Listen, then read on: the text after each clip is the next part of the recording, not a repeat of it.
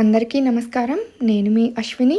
Welcome back to Ashwini kitchen. ఈరోజు మన video వచ్చేసి చాలా ఈజీగా జొన్న ఇడ్లీ, రాగి ఇడ్లీ ఎలా ప్రిపేర్ చేసుకోవాలో చూద్దాము. వెయిట్ లాస్ అవ్వాలనుకునే వాళ్ళు తప్పకుండా ఈ వీడియోని మొత్తం స్కిప్ చేయకుండా చూడండి. చాలా బాగా ఉపయోగపడుతుంది. చాలామంది మిల్లెట్ ఇడ్లీ అంటే గట్టిగా ఉంటాయి, సాఫ్ట్గా ఉండవు, అంత టేస్టీగా ఉండవు అనే అపోహలో ఉంటారు.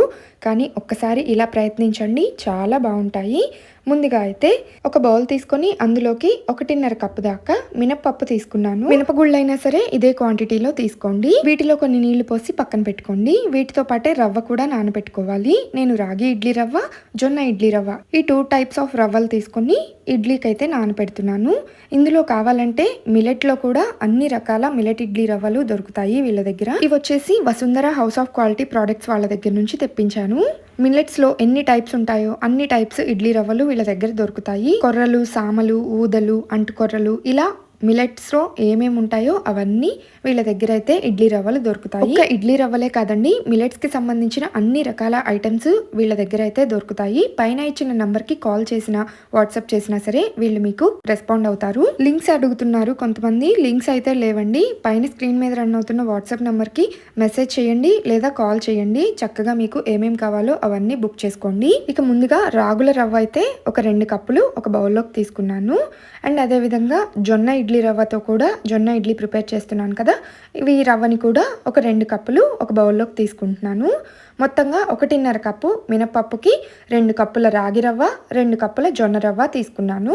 డయాబెటిక్ పేషెంట్స్కి, షుగర్, బీపీ, థైరాయిడ్ ఇలా ఉన్న వాళ్ళందరికీ ఇలా మీరు మిల్లెట్తో ఇడ్లీ చేసుకుంటే చాలా యూస్ఫుల్ అనమాట. హెల్దీగా వెయిట్ లాస్ కూడా అవుతారు.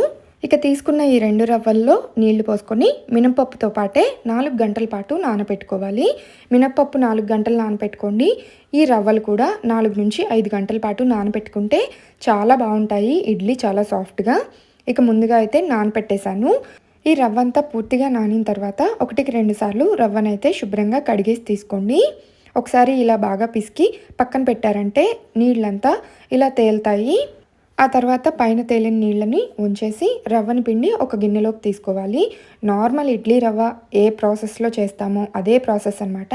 కాకపోతే ఈ మిల్లెట్ అయితే కొంచెం ఎక్కువ టైం నానబెట్టుకోవాలి.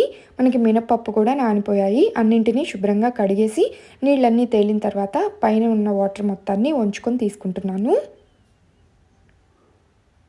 మీరు కావాలంటే ఇదే ప్రాసెస్లో కొర్రలైనా, సామలైనా, ఊదలైనా, అంటుకొర్రలైనా ఇలా ఏవైనా తీసుకొని ఇడ్లీలను ప్రిపేర్ చేసుకోవచ్చు. చాలా పర్ఫెక్ట్గా వస్తాయండి.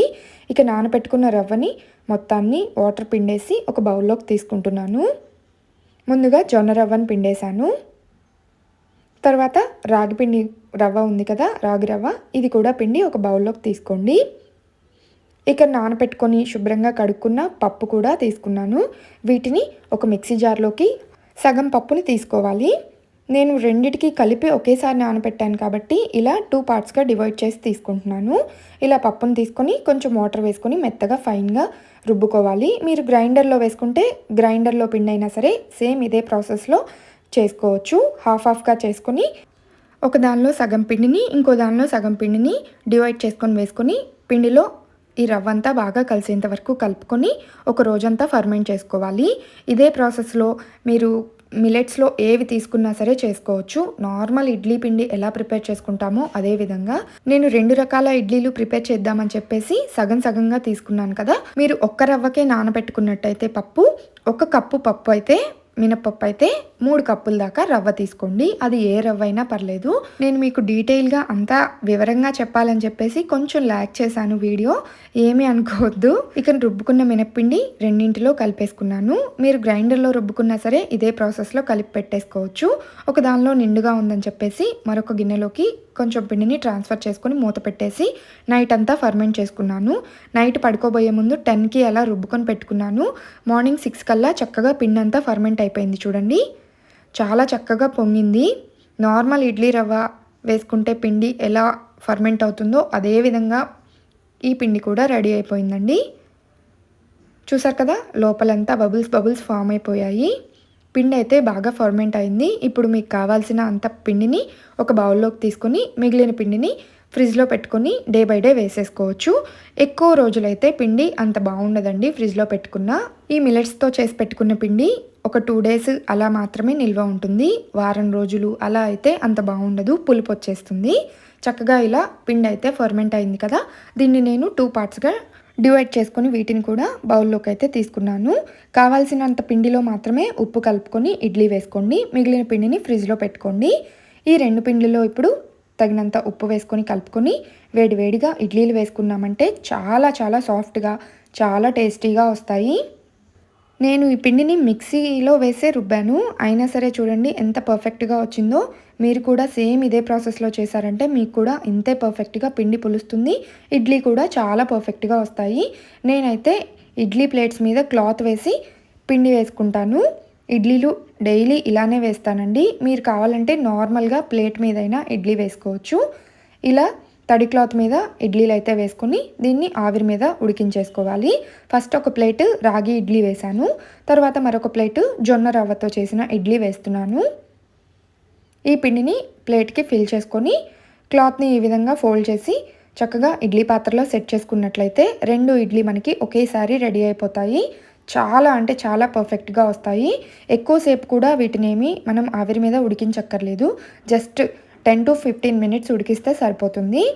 ఇక ఒక 15 మినిట్స్ తర్వాత మూత ఓపెన్ చేసి చక్కగా ప్లేట్స్ని బయట పెట్టేసి కొంచెం అలా చల్లారిన తర్వాత పైన వాటర్ చల్లుకొని వేడివేడిగా సర్వ్ చేసుకున్నారంటే అద్భుతంగా ఉంటాయి ఈ రాగి ఇడ్లీ, జొన్న ఇడ్లీ.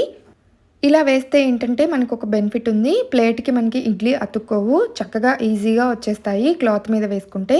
మీరు కూడా ట్రై చేయండి. నేనైతే రెగ్యులర్గా ఇలా క్లాత్ మీదే ఇడ్లీ వేస్తాను, నార్మల్ ఇడ్లీ అయినా సరే చాలా పర్ఫెక్ట్గా వస్తాయండి, అందరూ ఇష్టంగా కూడా తింటారు. ఇలా వేసి ఈ ఇడ్లీలని ఇప్పుడు హాట్ బాక్స్లో పెట్టుకొని వేడివేడిగా సర్వ్ చేసుకున్నారంటే అద్భుతంగా ఉంటాయి. మీకు నచ్చిన ఏ చట్నీతో అయినా తీసుకోండి, చాలా చాలా బాగుంటాయి. అసలు ఇవి మిల్లెట్తో చేసామా అనే డౌట్ కూడా ఉండదు. కలరే చేంజ్, టేస్ట్ మాత్రం అదే విధంగా ఉంటుంది. బయట ఎంతో ఖర్చు పెట్టి ఇలా మిల్లెట్ ఇడ్లీ తింటూ ఉన్నారు చాలామంది. ఈ రవ్వ కొనుక్కోవడానికి జస్ట్ ఒక 75 రూపీస్ ఖర్చు చేస్తే చాలు, ఈజీగా మీకు ఇడ్లీలు అయితే ఇంట్లోనే ప్రిపేర్ చేసుకోవచ్చు. చాలా అంటే చాలా టేస్టీగా ఉన్నాయండి.